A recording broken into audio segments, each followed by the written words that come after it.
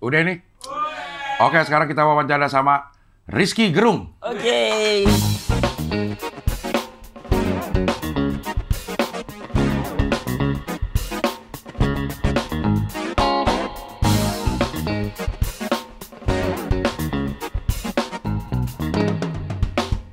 Legati ya? Jamrut! Berapa? Himalayan Salt. Asik. Kan untuk menutupi kelemahannya. Pelan-pelan. Ya kan itu untuk menutupi kelemahannya. Popon mau nyontohin center. Bisa loh mikir tetap ke dia. Tuh.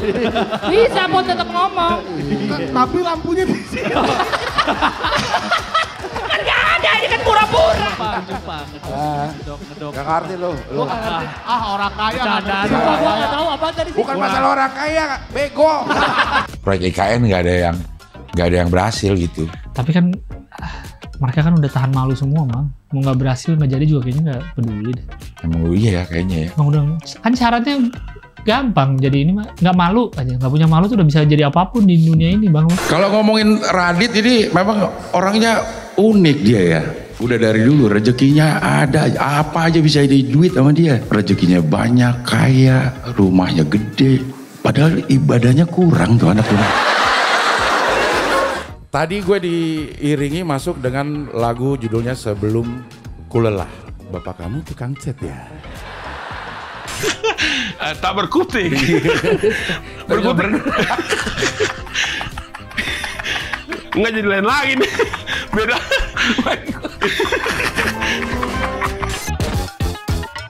Halo, salam akal sehat. Iya. Akal rehat aja ya. Iya. Bung Rizky ini sebelumnya Yes. saya mau ucapkan selamat dulu nih sebagai pengurus Federasi Panjat Pinang. Oh, iya betul. Kemarin baru banyak prestasinya di 17 Agustus Yes. kemarin. Gimana komentarnya, Bu? Terima kasih. Ya, panjat pinang itu memang sudah saya latih tuh sejak dulu kala. Sejak bulan Juli, sejak bulan Mei saya memang sudah latihan tuh. Iya. Kan panjat pinang itu merupakan suatu prestasi yang membanggakan tuh bagi saya dan juga keluarga saya tentunya. Berapa Cing tahu tuh?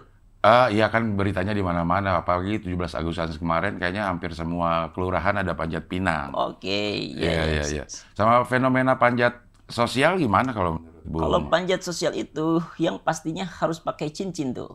Oke. Ya, karena Iya. kalau panjat pinang kita harus menggunakan tangan kita kan. Iya. Kalau panjat sosial tentu harus pakai cincin tuh. Itu hot dog tuh namanya tuh.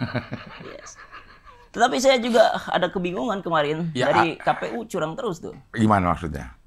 KPU itu kan artinya kompetisi perlombaan umum maksudnya. Oke, ya. Ya, jadi pas ketika saya lomba kerupuk ada frekuensi yang dominan diarahkan kepada saya tuh. Jadi saya merasa dicurangi. Oke. Dan panjat pinang juga saya merasa dicurangi, maka saya tanding ulang. Oke. Maka saya juara itu. Itu memang harus dilakukan ketika kita memiliki suara. Oh iya. Itu kepedulian terhadap panjat pinang dimulai dari kapan ya, Bung? Kepedulian terhadap panjat pinang ketika kita sedang memanjat sosial tadi itu. Oke. Jadi ketika kita memanjat sosial, ya kita harus juga memanjat yang lain. Oke. Tentu kan harus dengan akal rehat. Akal rehat. Iya, Akalnya istirahat terus dong, Bung. Iya. Kalau akal. Mungkin, Iya. Cing Oke. Abdel juga kemarin ikut lomba apa? Saya ngantar anak aja nih sepeda hias. Oh, sepeda hias. Iya, menghias sesuatu yang tadinya sepedanya nggak pernah dipakai, cuma karena pengen 17 Agustusan akhirnya dipakai terus dihias. Jadi secara fungsi sebenarnya sepeda hias itu ngeberat-beratin. Ngenjotnya juga jadi lebih berat, tidak leluasa gitu, demi penampilan gitu. Nah, menurut Bung Rocky gimana fenomena memoles di luarnya aja tapi esensinya tuh nggak terjaga gitu? Ya, ada kata-kata yang namanya itu beauty industry complex itu. Itu dijelaskan di mahasiswa saya tuh namanya Dian Sastro. Oke. Nah, dia menjelaskan tentang beauty industry complex bahwa memang ada beauty itu harus pain katanya. Iya. Tadi seperti tadi dijelaskan ada berat yang ditambah, ada ruangan yang jadi sempit. Iya. Ya, semua itu menjadi sesuatu yang menyakitkan untuk kita tetapi menampilkan beauty. Padahal secara naturalnya ya kita tampilkan aja yang ada pada kita. Iya. Itu poinnya tuh. Iya. Jadi sepeda itu kalau gunanya adalah untuk alat transportasi, ya gunakan sebagai alat transportasi aja. Sebagaimana fungsinya aja. Jangan menghabiskan energi untuk sesuatu yang artifisial berarti. Iya, artificial intelligence, AI itu namanya. Iya. Tapi gimana? yes, Cing Abdel, terima kasih. Saya sekarang ada pada suasana senang sebetulnya tuh. Karena bisa bertemu dan berpapasan langsung dengan legenda komedi Indonesia tuh. Itu Cing Abdel. Ini gudang ketawa dan pabrik komedi ada di beliau ini. Dan saya merasa sangat mulia saat ini karena saya bisa hadir di forum Akal Sehat ini tuh. Wawacanda itu. Iya. Kan wawacanda itu bukan sekadar permainan kata, tapi sebuah representasi dari konsep komunikasi yang cerdas tuh. Itu poinnya tuh. Yes. Itu poinnya tuh. Iya. Tapi jauh-jauh datang dari Bandung ke sini. Naik apa dari Bandung ke sini? Saya naik Alphard Cilegon, APP itu. Ya. Naik APP. Alphard Cilegon ya. Iya. Mobil tempur itu. Mobil tempur ya. Yang penting itu ya gunanya sebagai transportasi aja. Iya. Tapi ini wawacanda itu artinya apa, Cing? Kalau saya sih mengartikannya ini adalah wawancara sambil bercanda aja. Oh, wawancara sambil bercanda. Sambil bercanda, jadi obrolan-obrolan ringan lah gitu. Oke, tapi kalau saya tafsirkan versi Rizky Gerung, wawacanda itu adalah sebuah akronim dari wawasan dan canda sebetulnya tuh. Oke. Tetapi wawasan dan canda itu seringkali bertolak belakang tuh sebetulnya. Iya. Tetapi justru di sini bisa disatukan, bisa dipadukan dengan elegan oleh Cing Abdel dan kawan-kawan tuh. Jadi ini juga sekaligus bukti bahwa percakapan yang mendalam itu tidak harus ada pada suasana kaku, justru sebaliknya. Di wawacanda kita bisa terhibur dan tertawa bersama tuh. Iya. Itu tuh. Sekaligus ya ini adalah peran vital dari Cing Abdel juga. Iya. Ya. Itu ada. Saya bisa bersiul tapi tanpa monyong gitu.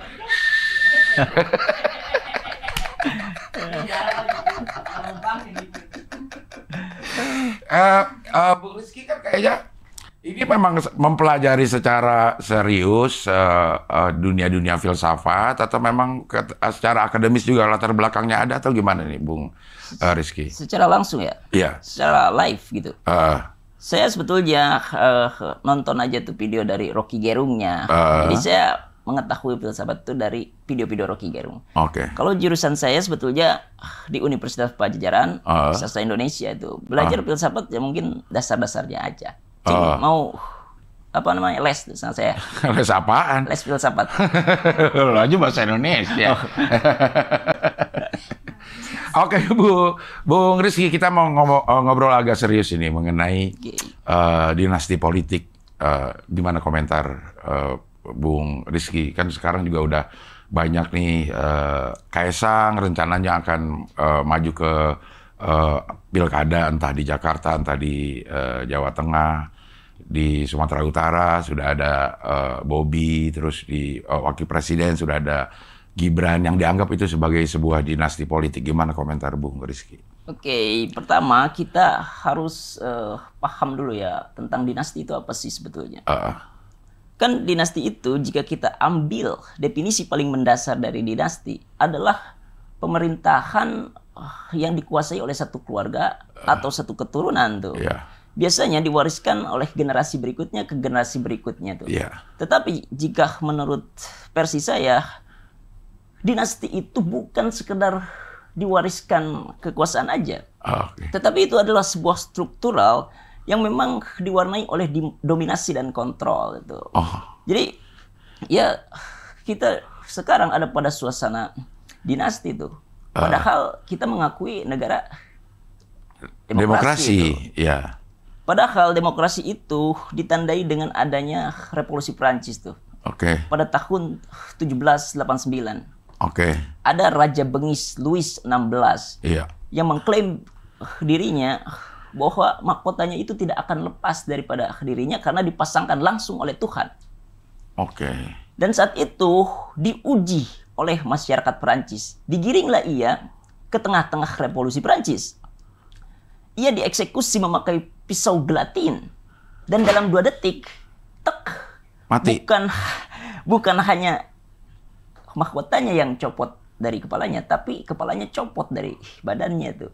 Itu tandanya dinasti demokrasi pertama di Indonesia. Tuh. Meruntuhkan di dunia ya? Di dunia maksudnya, sorry. Meruntuhkan itu simbol jadi demokrasi meruntuhkan monarki atau dinasti gitu. Iya, itu kan yang kita kenal dengan Vox Populi, Vox Dei. Iya, suara rakyat adalah suara Tuhan. Suara Tuhan. Iya. Yang dipilih rakyat otomatis disetujui oleh Tuhan itu. Jadi demokrasi itu sebetulnya dihidupkan oleh 3 elemen. Oke. Namanya yang pertama ada liberté, yang kedua égalité, yang ketiga paternité, yang keempat PRT. Iya.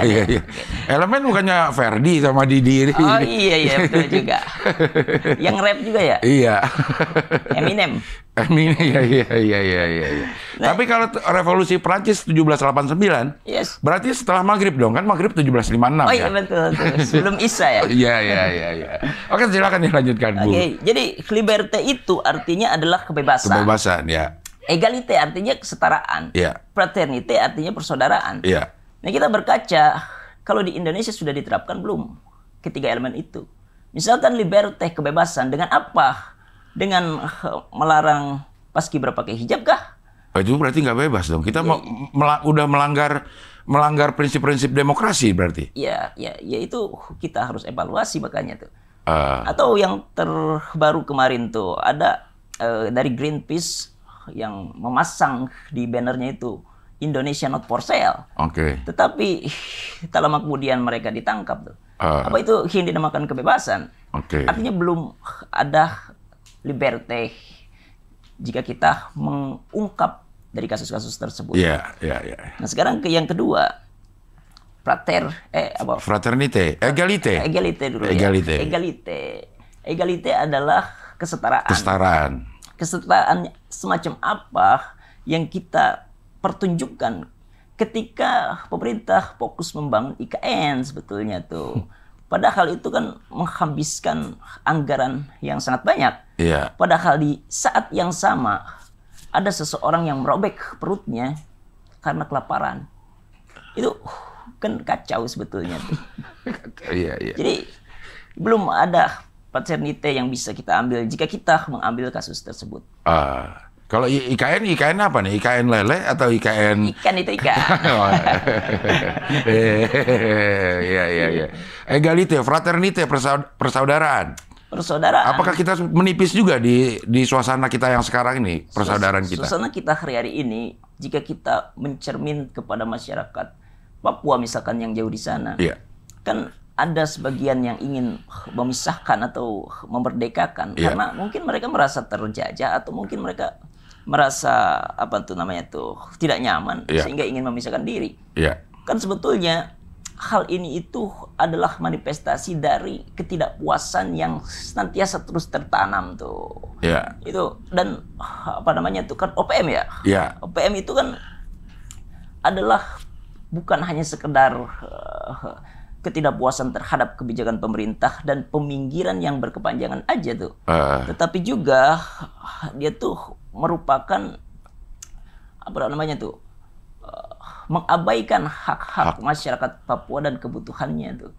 Itu adalah masalah bagi kita tuh. Dan memang kita sadar bahwa separatisme itu bukan suatu tindakan yang bagus. Harusnya masyarakat dan pemerintah menjadi satu padu tuh dan membicarakan kebijakan yang berorientasi pada solusi dan pendekatan yang lebih humanis. Itu poinnya tuh. Pendekatan yang lebih humanis. Iya. Ada memang sangat filosofis sekali ya dalam memilih diksi, memilih kerangka berpikir. Emang menurut Anda ya, Bung, filsafat itu sebetulnya apa sih, Bung? Filsafat itu sebetulnya adalah disiplin ilmu yang membuat kita mencari pemahaman lebih dalam dari berbagai macam aspek tuh. Yang pertama tentang kehidupan, terus keberadaan, pengetahuan dan etika tuh. Dan di dalam filsafat, pertanyaan-pertanyaan mendasar seperti kamu udah makan belum? Enggak dong, bukan itu dong. Tapi nggak ditanyain minum, kita seret makan. Ya. Pertanyaan-pertanyaan mendasar seperti apa itu kebenaran, apa itu tujuan hidup, apa itu moralitas, itu dijelajahi secara kritis dan logis di dalam filsafat. Jangan kata Bung, ya Bung, terus aja Bung ya. Itu dijelajahi secara kritis dan logis di dalam filsafat. Oke. Nah itu poin utamanya seperti itu. Iya. Tapi jika kita beranjak kepada masa Yunani, misalkan ketika masyarakat Yunani ditanya apa itu filsafat, mereka menjawab cinta dan kebijaksanaan. Itu poinnya tuh. Cinta dan kebijaksanaan. Cinta dan kebijaksanaan. Terus ada lagi di zaman Marx abad 90. Ditanya apa itu filsafat? Abad 90 lama banget. Abad 91. Abad sekarang aja baru abad ke-20. Kayaknya salah deh. Iya. Oke. Iya. Salah. Iya. Abad ke-19 maksudnya. Iya, itu. Mungkin itu, Bung. Ya. Iya. Ya, maksudnya 19. Abad ke-19, Marx mengatakan bahwa... Ini Karl Marx maksudnya? Iya. Oke, ya. Bukan Richard Marx. Richard Marx penyanyi. Iya. Bukan itu Jupiter MR. Iya. Terlalu jauh ya? Iya, terlalu ya. Nggak apa-apa. Ya. Terlalu filosofis. Iya. Dan Marx mengatakan bahwa filsafat itu telah mati. Oke. Nah, jadi filsuf pada masanya langsung bereaksi terhadap pernyataan tersebut. Oke. Jadi kan ada percakapan di sana, dialektika. Karena pikiran bukan disebut pikiran ketika ia tidak dipertentangkan. Pikiran disebut pikiran ketika ia dipertentangkan. Kalau pikiran tidak dipertentangkan, artinya namanya bukan berpikir, tapi berdoa tuh. Karena tidak bisa dipertentangkan kalau berdoa. Heidegger, filsuf. Ini siapa nih? René Descartes. Oke. Biar lebih Prancis. Oke. Heidegger mengatakan cogito ergo sum. Itu biasanya tuh diketahui oleh mahasiswa baru tentang belajar filsafat, dia langsung guyu retorik. Cogito ergo sum, kayak saya sekarang. Kita baru tahu. Apa sih arti itu? Cogito ergo sum itu artinya adalah ketika aku berpikir maka aku ada. Tetapi jika kita ambil literasi lain, cogito ergo sum itu ketika aku ragu maka aku ada. Jadi setiap di keraguan kita ada. Berpikir itu namanya tuh memfungsikan apa yang diberikan oleh Tuhan pada kita. Artinya kita menganggap bahwa diri kita ada. Dan di dalam masyarakat sekarang seolah kita itu mengalami anestesi dalam berpikir. Kekebalan. Iya. Jadi gak mau mikir gitu kita tuh. Iya. Padahal di dalam dunia akademis, seorang akademisi itu haruslah memiliki kemampuan berpikir falibilisme. Nah, apa itu falibilisme itu? Falibilisme itu adalah metode berpikir untuk menguji suatu kebenaran. Jadi kebenaran bisa saja salah dalam falibilisme itu. Termasuk fundament-fundament teologis, fundament metafisik, dan fundament kultur hal lainnya. Ini bukan salah-salahnya? Enggak. Ada, silakan aja. YouTube, cepat-cepat. Iya. Jadi kebenaran itu harus di-challenge ya? Yes, diuji. Itu yang tidak ada pada masyarakat kita. Misalkan kebenaran itu diatur oleh otoritas, diatur oleh feodalisme. Itu sebetulnya yang harus kita uji. Misalkan mahasiswa di kampus bantah-bantahan aja tuh sama dosennya. Oh ini salah nih, dosen bego, dosen tolol gitu misalkan. Itu yang jarang ada terjadi di masyarakat kita. Jadi kita sebenarnya sebagai masyarakat juga jangan apatis ya. Kalau ada sesuatu misalnya dari pemerintah mengatakan A, nah kita berhak tuh untuk menguji apakah A ini benar atau tidak gitu. Itu suatu keharusan tuh. Agar supaya kita mendapatkan kehidupan yang memang sesuai dengan keyakinan yang kita percayai, yang kita cari melalui filsafat tadi. Iya, tapi kalau kita jadi balik lagi ke prinsip-prinsip demokrasi yang Bung Rizky jelaskan tadi, adanya liberté, kebebasan, dan sekarang kebebasan kita sudah sebenarnya terbelenggu, masih ada ruang nggak sih kita mempertanyakan kebenaran-kebenaran yang disuguhkan oleh otoritas ini? Oke, pertanyaan itu semacam keresahan tuh daripada masyarakat intelektual. Itu harus ada radical break yang menghentikan semua itu. Kan sekarang mulai itu udah kelihatan daripada semua instansi kebusukannya sudah mulai sempurna. Ya, kita senang aja, kita tinggal tunggu aja bahwa ada radical break di sana yang bisa berubah dalam satu kali sentuhan. Nah itu apa yang dibutuhkan supaya radical break itu terjadi? Surplus IQ pada masyarakat harus ditingkatkan. Artinya ada dialektika tuh. Iya. Jadi ya orang-orang bergosip, misalkan ibu-ibu ya harus saling bantah-membantah. Misalkan Cing Abdel sedang sama istri, ini sekarang kita posisinya ini ya, istrinya saling bantah aja. Enggak, sekarang ini saya nggak berani. Kalau sama istri nggak berani. Iya. Iya. Jadi memang Pak, suasana kita sekarang ini bertentangan dengan prinsip-prinsip demokrasi yang ada. Ya harus, makanya saya ucapkan tuh sering-sering harus ada rekonstruksi dari pengertian demokrasi itu. Minimal 3 nyawa tadi, 3 elemen tadi harus dihidupkan di dalam negara ini. Negara ini, liberté, égalité, fraternité. Yes. Ya. Tapi bukankah itu yang pertama kita dapatkan begitu kita mulai reformasi di 98? Apakah kesini menurut Bung Rizky lama-lama terkikis itu? Yes, itu para aktivis 98 berjuang untuk merebut demokrasi kembali itu. Ya. Artinya kawan-kawan 98 itu berjuang untuk demokrasi sekarang. Ya. Tetapi sekarang muncul tukang kayu yang memang mengikis demokrasi tersebut. Dengan apa tuh? Dengan misalkan undang-undang ITE ataupun pelarangan atau pembubaran ormas. Itu kan artinya menurunkan indeks daripada demokrasi. Iya. Itu yang harus kita perbaiki. Bertentangan dengan liberté. Prinsip dasar demokrasi. Yes. Nah, tapi kenapa kita sebagai masyarakat permisif ya melihat hal-hal tersebut yang gamblang di depan mata gitu? Yes, mungkin ini di satu perkumpulan yang lain sebagian mungkin tidak terlihat.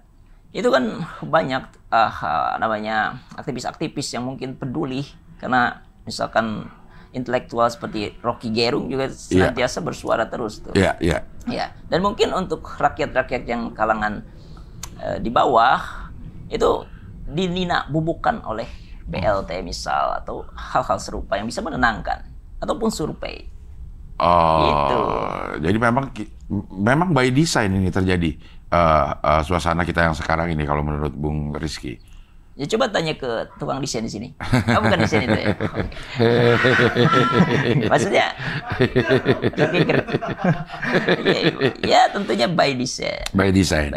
Atau kita sebagai masyarakat memang cenderung melakukan pembiaran terhadap hal-hal yang sebenarnya melanggar.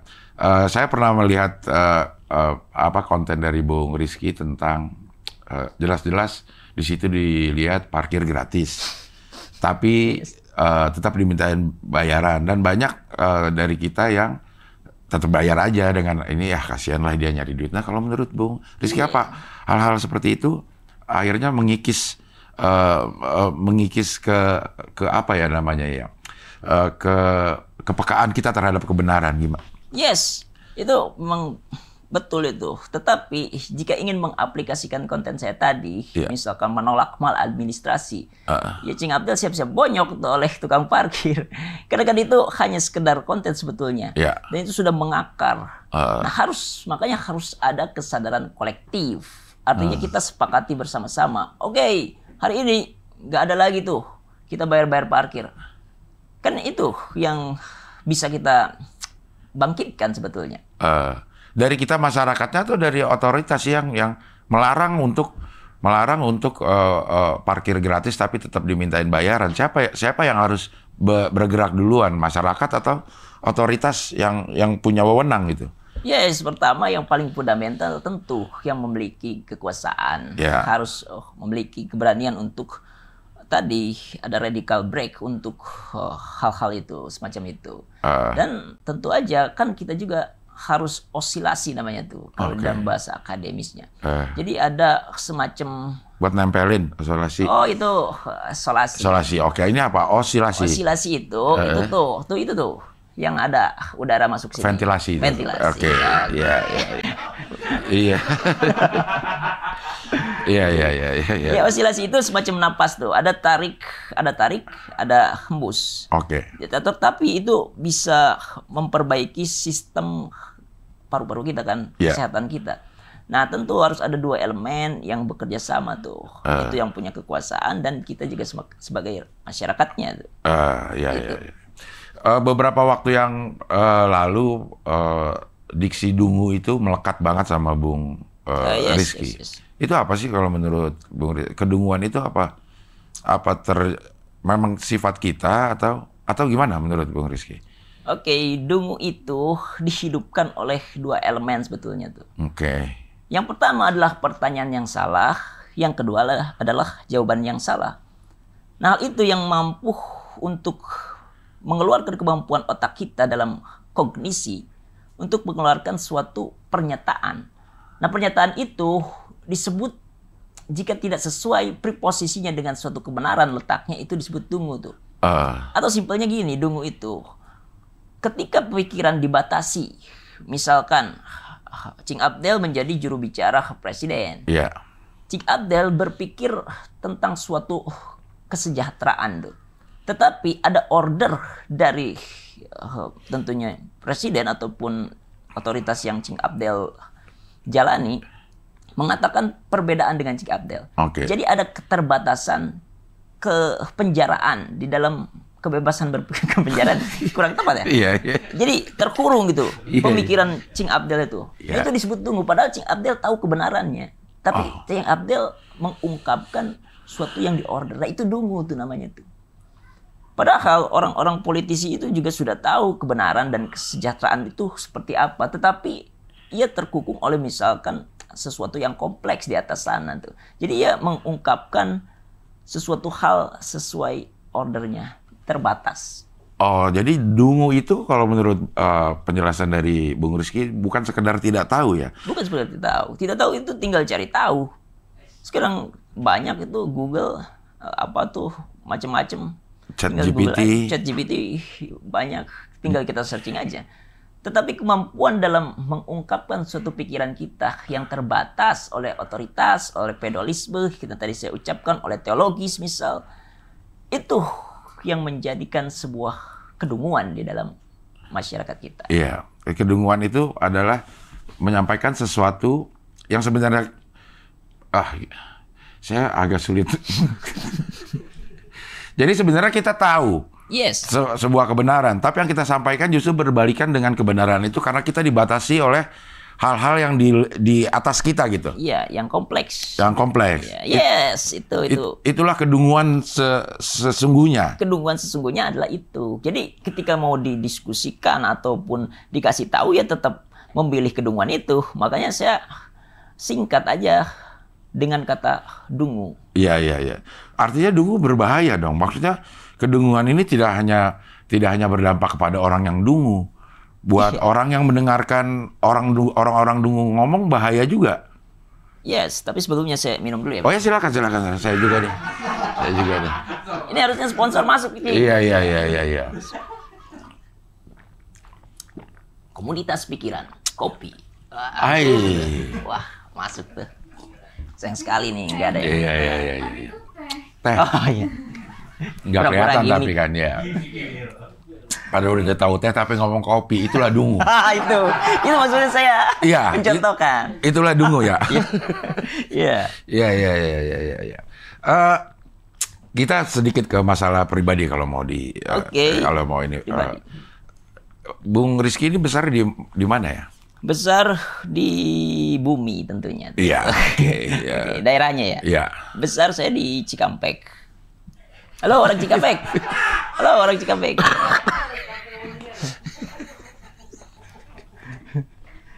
Cikampek Kopo maksudnya? Iya, Cikampek Simpang Jomin tuh. Yang kalau mudik itu selalu diliput itu. Macet. Pasti. Tapi sekarang udah ada itu jalan tol. Jadi kurang macetnya. Itu yang kalau jalan terus ke Purwakarta ya? Yes, ya betul. Di situ. Itu menghabiskan masa kecil di situ atau gimana? Iya, saya dari lahir di situ sampai zaman kuliah. Oke. Beranjak ke Bandung tuh. Oke. Abdel pernah ke sana tabligh akbar sama Mama Dede atau gimana? Di mana? Di Cikampek. Cikampek pernah. Oh, pernah. Pernah saya tabligh akbar pernah. Benar di masjid. Benar ya. ternyata ya. Iya. Karena saya lumayan sering keliling daerah lah sama Mama Dede. Wih, mantap. Iya. SMA selesai di Cikampek. SMA di Cikampek gitu. Terus kuliah di Universitas Pajajaran. Universitas Pajajaran. Jatinangor. Jatinangor. Selesainya ngambil jurusan bahasa Indonesia. Sastra Indonesia. Sastra Indonesia. Apa sih yang dipelajari di sastra Indonesia sebenarnya? Dipelajari di sastra Indonesia itu tentang sosiolinguistik, tentang fonologi, tentang morfologi, perkataan itu ada semacam kerangkanya. Berbicara itu kita harus menggunakan alat tenggorokannya itu dibahas tuh. Ternyata ketika kita mengungkapkan suatu bahasa itu ada alatnya tuh. Jadi itu kan bisa untuk perbaikan orang-orang yang misalkan ada kekurangan dan segala macam. Kalau misal mau didalami masalah fonologi itu. Iya. Tapi saya di sana ada jurusan yaitu sastra ataupun linguistik. Oke. Di sastra kita mempelajari suatu karya yang telah ada ataupun kita menciptakan suatu karya yang baru. Iya. Nah, itu penting untuk kita karena ketika lulus kita dikasih gelar humanisme tuh. Kan berkat bacaan-bacaan itu kita bisa merasakan kepekaan terhadap kemanusiaan. Misalkan karya-karya dari Pramudia Anantatur itu kita bisa masuk ke dalam dimensinya sehingga kita bisa berkaca. Itu namanya adalah empirisme kalau saya tidak salah tuh. Iya. Kalau mulai gak yakin dia ketawa dia. Oh iya. Iya. Tapi kalau Bung Rizky sendiri ambil apa? Ambil sastra atau linguistik? Sastra. Linguistik. Yes, linguistik. Linguistik. Karya akhirnya itu apa kalau linguistik ini? Saya karya skripsi berarti. Itu apa? Membahas apa? Membahas campur kode. Campur kode. Campur kode itu apa? Campur kode itu percampuran antara bahasa ibu dan bahasa yang ketika dipakai untuk audiens. Maksudnya? Jadi misalkan saya ketika berbicara ini ada misalkan diselipkan kata-kata Cing Abdel mah ganteng atuh. Nah itu atuh itu campur kode masuknya. Yes. Atuh itu nggak ada artinya ya? Atuh itu ada artinya di bahasa Sunda, iya. Bukan ada di bahasa Indonesia. Jadi ada percampuran bahasa ibu, yaitu bahasa saya selaku orang Sunda, dan ketika saya memakai pada audiens bahasa Indonesia misal, seperti itu. Atuh itu artinya apa sih? Atuh itu adalah suatu kalimat tambahan yang menyerukan keseruan. Itu mungkin poinnya, tapi bisa di searching kok. Iya. Kayak Rocky Gul nggak pernah suruh searching deh. Dijawab sama dia semua. Bung Rizky mah kalau nggak tahu silakan di searching. Kan belum ke download ini 2 giga lagi. Jadi Rocky Gerungnya. Jadi ternyata jurusan bahasa itu tidak sekedar mempelajari tentang bahasanya, banyak spektrumnya di sana. Iya, banyak spektrumnya. Ada misalkan kalimat itu seperti apa, perangkaian daripada konteks misalkan tentang kalimat, misalkan ada wacana juga dipelajari itu. Ketika memang ada suatu wacana yang menggiring ke suatu bahasan, itu bisa dipelajari. Oke, ya. Ini banyak pertanyaan filosofis mendasar, bahkan kalau saya bilang itu standar gitu yang beredar di masyarakat. Misalnya mana yang lebih dulu, telur atau ayam? Kalau secara filosofis? Wah, ini beritanya ada nih. Orang yang menanyakan itu saling bunuh-bunuhan. Betul, ya. Akhirnya terjadi bunuh-bunuhan. Cing Abdel agak bawa senjata tajam nih. Enggak dong, enggak. Ya. Aman ya, ini kita sebatas akademis. Iya. Oke. Mana duluan, telur atau ayam ya? Iya. Jadi kalau misalkan pertanyaan itu menyentuh inti kebingungan masyarakat dari filsafat kuno sebetulnya. Dari zaman masyarakat Yunani kuno, itu sudah dipertanyakan duluan mana tuh ayam atau telur. Sebenarnya tidak ada jawaban mutlak. Hanya sebatas konteks dari kalimat tersebut, apa yang didahulukan? Mungkin misal si A ingin membeli telur, ya itu berarti telur dulu tuh. Tetapi si B ingin membeli ayam, jadi ayam dulu, karena telur juga dari ayam. Ayam dari telur. Jadi itu akan senantiasa berputar tuh. Namanya paradoks. Iya. Paradoks. Dan lotek. Iya, kredok itu. Iya. Jadi kalau secara filosofis tidak bisa diketahui mana telur atau ayam yang duluan. Ya secara mutlak tidak bisa, tetapi sebagai konteks bisa tuh. Oke. Ya tergantung keperluan. Cing Abdel mau beli ayam atau beli telur sekarang? Beli ayam. Oke, berarti ayam dulu. Ayam dulu. Itu aja poinnya tuh. Kalau mau beli telur?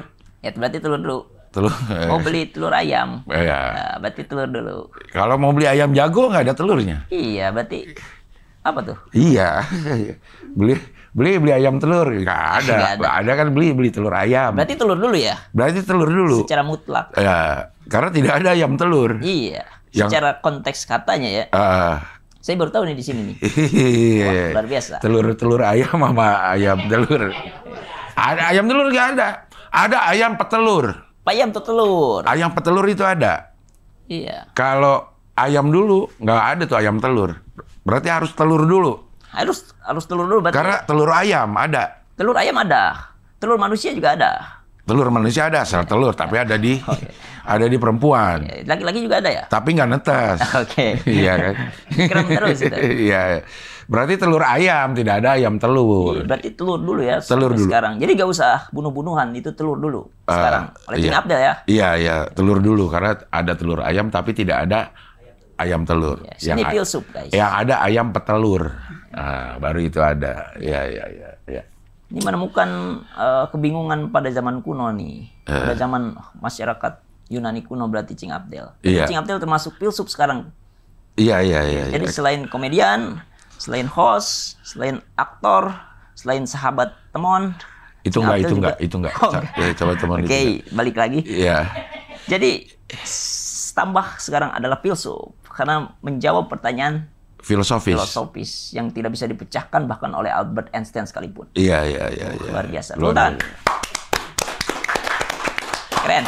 Saya tertarik dengan penjelasan dari Bung Rizky mengenai dungu. Kedunguan tadi. Dungu itu bukan sekedar tidak tahu terhadap sebuah jawaban. Bahkan mempertanyakan sesuatu yang tidak pantas saja sudah bisa disebut dungu karena ketidaktahuannya. Iya. Nah ini pertanyaan saya entah pertanyaan dungu atau enggak ya. Di suasana kita yang sekarang ini saat pemimpin itu atau pejabat-pejabat lebih mementingkan membeli kursi dibanding membeli hati rakyat. Oh my God. Apa yang terjadi menurut Bung Rizky ini? Lebih memilih kursi. Iya, lebih sibuk untuk bagaimana cara bisa membeli kursi dibanding membeli hati rakyat. Di suasana terakhir ini kita lihat yang diomongin ya hitung-hitungan kursi aja, tidak ada hitung-hitungan bagaimana mensejahterakan rakyat. Ya itu adalah pertunjukan yang sebetulnya tidak etis ketika kita lihat tuh. Karena ya merebutkan kursi aja, kan kursi itu adalah suatu diksi yang diartikan sebagai mencari kekuasaan dengan bagi-bagi kursi. Artinya kursi itu didapatkan dengan mudah atau gimana? Ya saya nggak tahu. Saya kiranya sama Bung Rizky ini. Ya itu mungkin susahnya mencari kursi juga didapatkan oleh para pejabat. Iya. Ya dengan segala macam pelanggaran-pelanggaran cara-cara ilegal yang mungkin ia lakukan. Artinya ia juga capek itu. Artinya ia berkorban juga untuk mendapatkan kursi tersebut. Sehingga tadi tidak melihat bagaimana kesejahteraan rakyat kali ini. Iya. Itu memang kompleks dan memang radikal itu permasalahannya itu ada di fundamental sistem itu. Di sistemnya itu ya. Iya kan kita selalu ada namanya itu kalau mau misalkan kampanye itu kita bagi-bagi duit dan segala macam.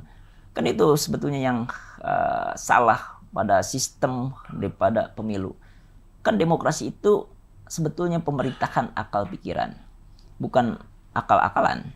Yang duit aja udah kasih terus dikasih suaranya. Kan seperti itu. Ini sekaligus kalau udah ngomongin masalah politik uang, ini sekaligus timbul pertanyaan. Padahal langkah-langkah mereka itu secara undang-undang tidak dilarang. Misalnya kasih uang, tapi dia nggak nyebut milih saya ya, itu nggak disebut politik uang. Asal tidak ada kata-kata ini uang, tapi lo milih gue ya. Nah itu tidak dianggap sebagai politik uang. Tapi kita tahu kan maksud di belakang pemberian uang, pemberian sembako, pemberian segala macam, tapi tidak disebutkan. Jadi secara legal tidak melanggar undang-undang, tapi secara etis itu melanggar etika. Nah, menurut Bung Rizky, mana sih yang didahulukan, etika atau aturan atau legalitas? Kan ada perbedaan namanya etika dan etiket. Oke. Nah, dari suatu kerangka tersebut kita harus mendulukan etik. Etik itu suatu hal yang tidak disebutkan, tetapi harus diaplikasikan oleh manusia. Itu poinnya tuh. Kalau etiket itu masalah gampang, itu norma-norma yang bisa kita baca. Tetapi etik itu yang lebih yang lebih radikal untuk perbaikan bangsa Indonesia. Itu jawabannya, Cing. Itu dalilnya. Jadi etik yang harus didulukan dari segala macam usaha, segala macam aktivitas, segala macam perjuangan, kita harus etik yang didulukan. Jadi kalau etik sudah dipegang, itu pelanggaran norma juga tidak akan terjadi gitu. Tidak akan manusia itu seperti binatang, karena binatang nggak punya etik. Mungkin dia punya etiket binatang. Seperti kucing misalkan berak di pasir itu dia punya etiket. Iya. Tetapi etik dia nggak bersihkan, dia nggak cuci cebok misalkan atau dengan air. Berak di depan orang. Iya. Ya itu udah gak punya etik. Siapa itu? Itu kucing. Oh, kucing. Maksudnya dia etiket, dia tetap berak tetap di pasir. Oh, pasir. Tapi ada kita gitu. Yes, ngapain ngapain nyimpen pasir di situ? Iya, kan kalau melihara kucing kita harus nyediain pasir. Lo Bung Rocky melihara kucing ya? Miara. Kontrakan tapi. Nggak nyediain pasir? Nyediain sih. Di kandangnya. Iya. Jadi walaupun ada kita, kalau dia mau berak ya berak aja. Iya kan? Iya. Secara etiketnya benar, lo berak harus di pasir. Yes. Tapi etika pada saat lo berak orang nonton. Betul. Itu yang gagal gitu dalam masyarakat kita. Nggak bisa ngebedain etika dan etiket. Iya. Padahal etik yang menunjukkan bahwa kita itu manusia. Kalau ada kucing berak, ada kucing berak, dia sudah melakukan norma-norma etiketnya.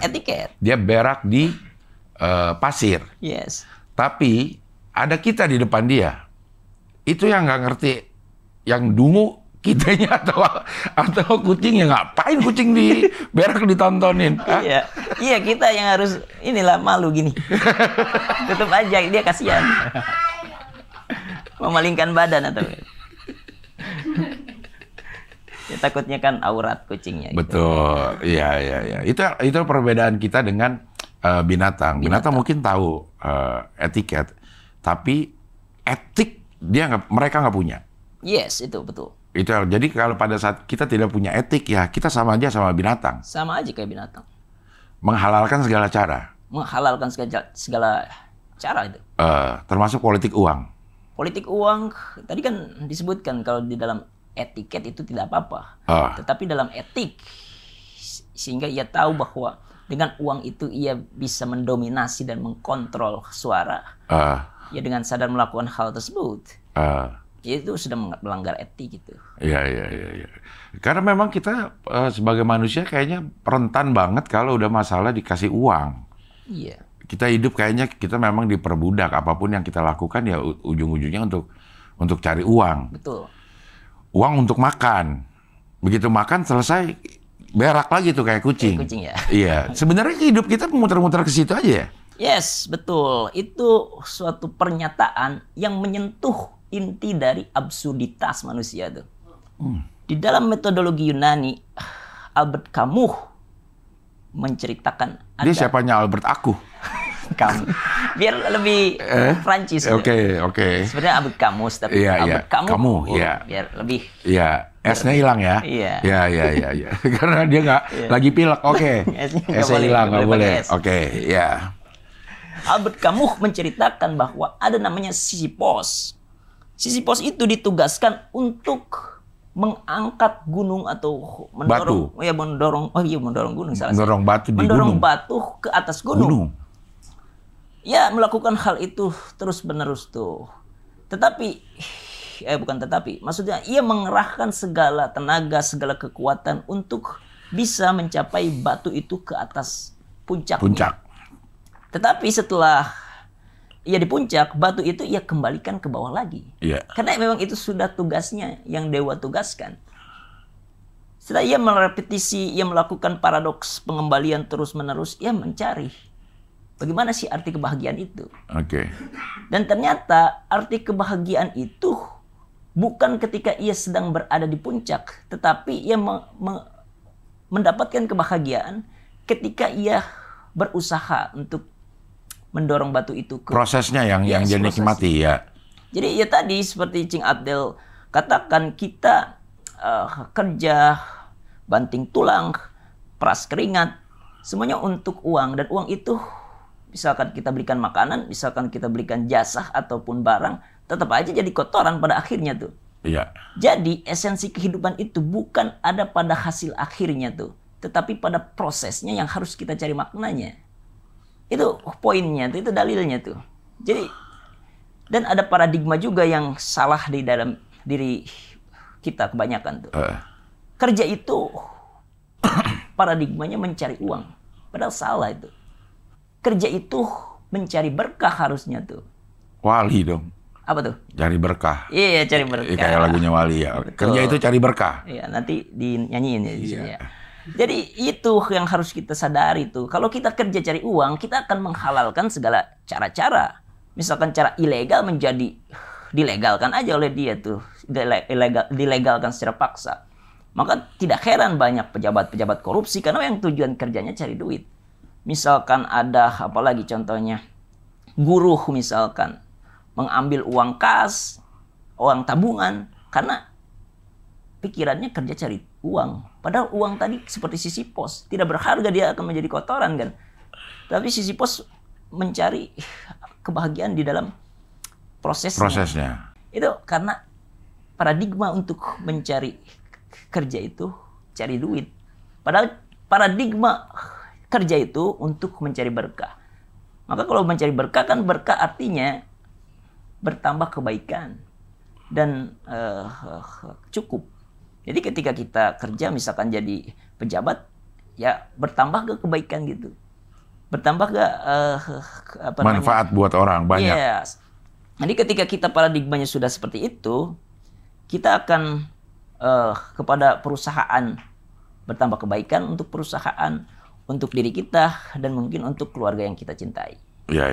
Itu. Jadi kalau menurut Bung Rizky, kita harus memperbaiki paradigma masing-masing dong, supaya bisa bahagia. Jadi bahagia menurut Bung Rizky apa? Ketika kita bisa menularkan kebaikan kita, gitu. Semacam ini Cing Abdel punya podcast menyebarkan kebaikan. Itu kan suatu rezeki yang non material gitu kan. Iya. Ketika kita sudah menyebarkan pesan kebaikan. Iya. Bukan berbentuk materi aja, tapi non materialnya kita dapat, dan bahkan itu adalah nikmat yang tertinggi itu. Bisa menularkan kebaikan. Iya. Bisa membuat orang lain bahagia karena kita itu bahagia yang hakiki jadinya. Iya, kebahagiaan yang hakiki. Oke, ya. Seperti Sisyphus tadi kan, esensi kehidupan itu bukan pada akhirnya. Akhirnya. Duit itu bukan suatu tujuan, tetapi proses lah, perencanaan lah yang membuat kita bahagia seperti Sisyphus tadi. Iya. Sekarang senyum, ngangkat batu. Terus sambil senyum dia. Iya. Sampai di atas gelinding lagi. Karena tugasnya itu. Iya. Sama seperti kita, tugasnya kerja. Banting tulang lagi, terus apa lagi, peras keringat lagi, capek-capek lagi, banting kartu, apa tuh? judi. Banting kartu. Iya. Jadi nikmatilah proses, dan itulah inti dari kehidupan kita, kebahagiaan kita gitu. Proses. Nah, kalau menurut Bung Rizky, apakah proses kita sudah dalam track yang benar untuk menggapai Indonesia Emas di 2045 nanti? Oke, Indonesia Emas itu seperti seseorang yang menghisap ganja, kalau menurut saya. Anjay. Jadi kita dibuat membayangkan, kita nge-play itu. Dan membayangkan hal-hal indah terjadi. Meromantisasi keadaan, misalkan. Apa sih yang didefinisikan dengan generasi emas? Misal menurut Cing Abdel. Masyarakatnya sejahtera, bahagia. Oke. Terus ada lapangan kerja banyak. Oke. Terus gaji juga standar gaji meningkat. Kriminalitas menurun. Dasar-dasar demokrasi yang 3 tadi bisa terjaga. Itulah Indonesia Emas. Oke, itu ya. Itu utopia kita disebutnya tuh. Oke. Itu negara impian kita. Iya.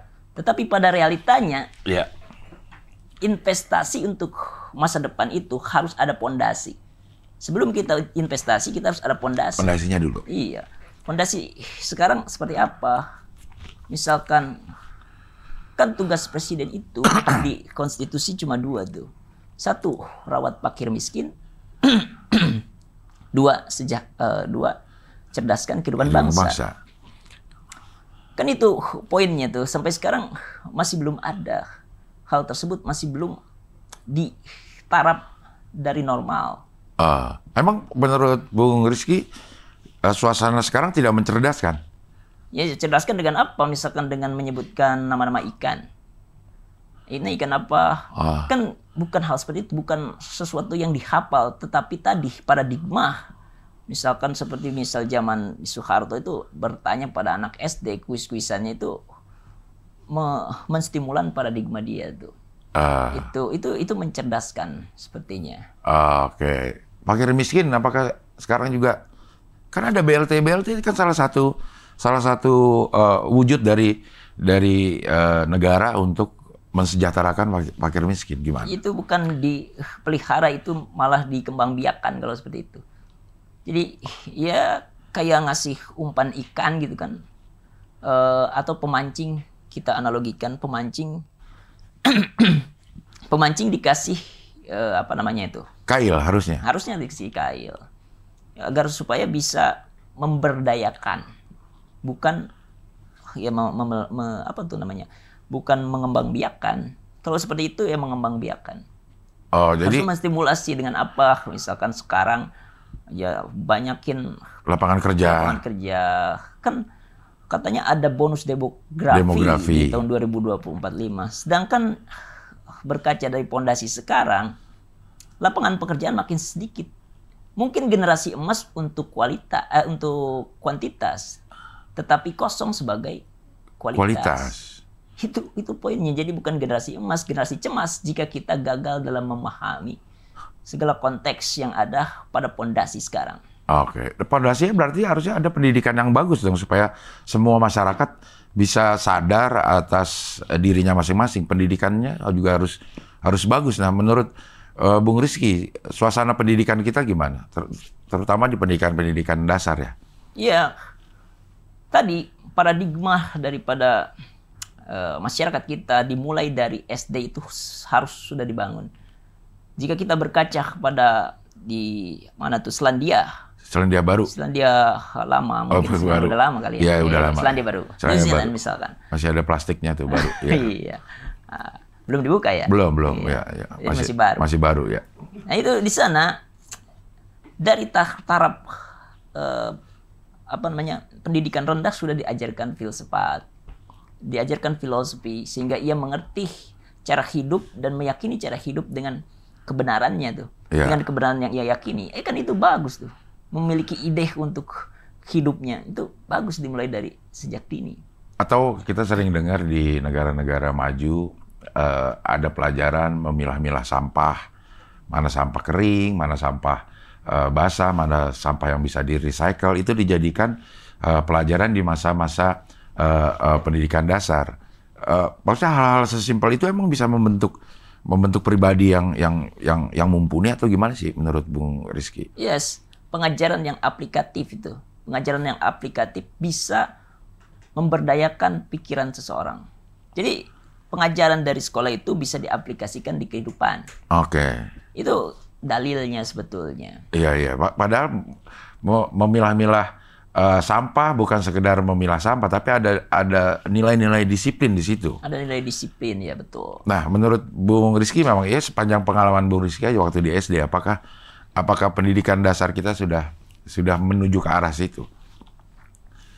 Oke, ini pertanyaan yang kompleks sebetulnya dan harus kita hadirkan pakarnya ya di dalam segi pendidikan. Tetapi kalau sejauh saya berpendidikan di SD, saya belum merasa bahwa ada pendidikan yang aplikatif. Malah ketika di luar SD di luar SD. Di luar pagar? Ya, di luar pagar itu terasa aplikatifnya. Banyak pendidikan yang aplikatif di luar SD. Iya. Oke, ini ada pertanyaan yang menurut saya sebenarnya wajar kalau dilakukan oleh kita, tapi kalau dilakukan oleh pejabat ini menjadi tidak wajar. Sebagai seorang ayah, itu pasti kita akan memberikan yang terbaik, berusaha memberikan yang terbaik untuk anaknya, termasuk mencarikan sekolah. Yes. Mencarikan sekolah di SD, SMP, bahkan sampai ke universitas pun kita carikan. Bahkan pada saat sudah lulus kuliah, kita sebagai orang tua juga ada keinginan untuk mencarikan anak kita kerja. Kenapa ini jadi bermasalah kalau pejabat yang melakukan? Oke, karena kan tadi ya disebut dengan dinasti. Iya. Ya, kan itu yang sebetulnya di dalam konteks modern dinasti itu menjadi simbol ketidakadilan. Iya. Karena merampas hak-hak masyarakat dan kesempatan daripada masyarakat.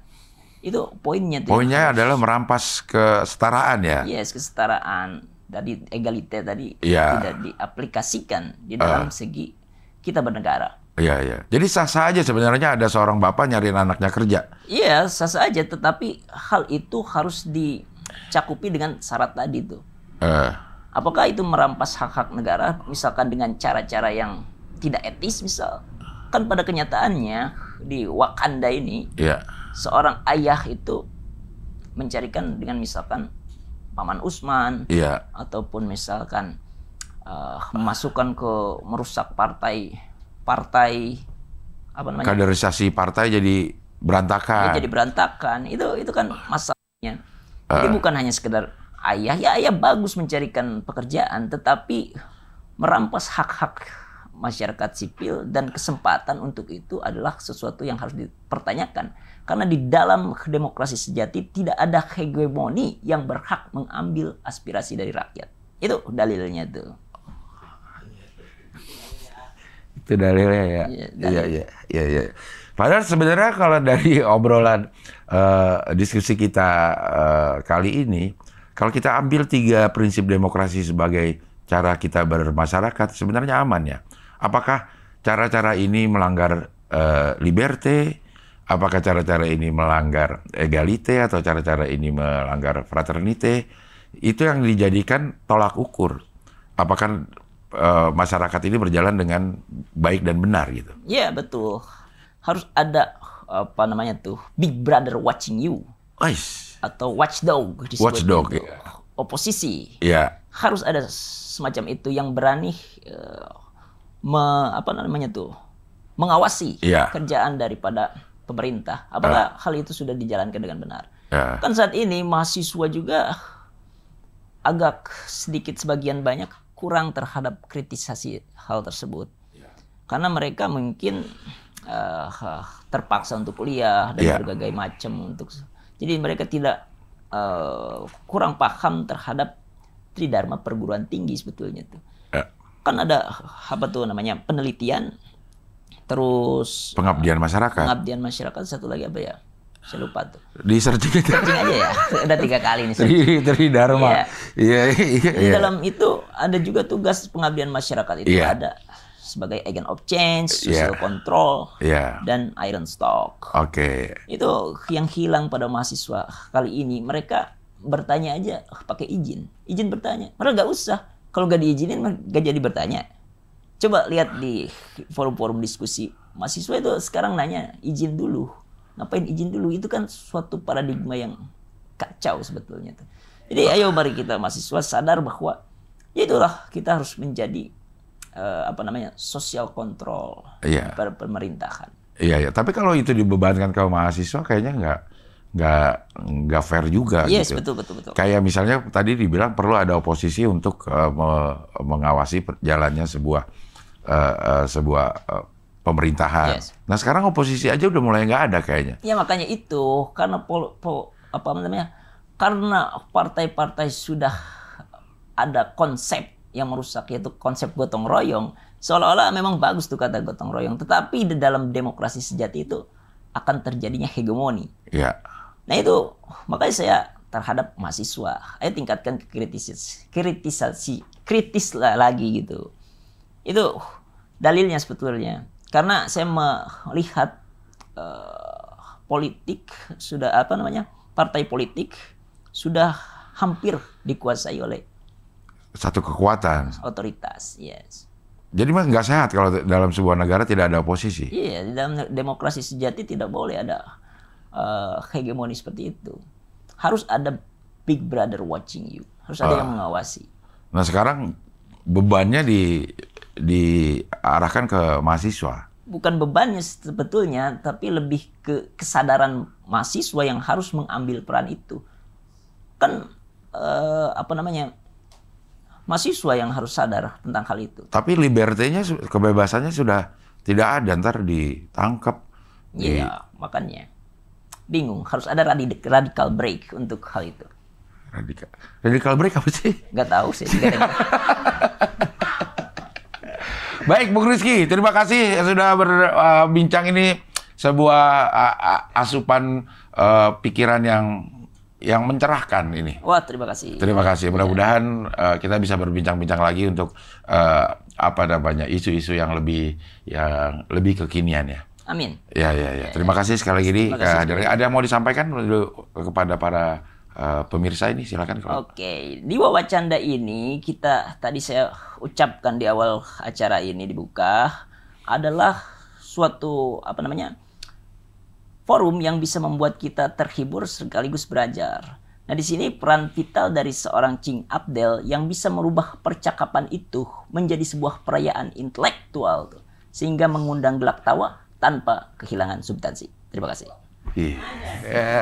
Oke lah kalau gitu, sampai ketemu lagi di Wawancara dengan tamu berikutnya.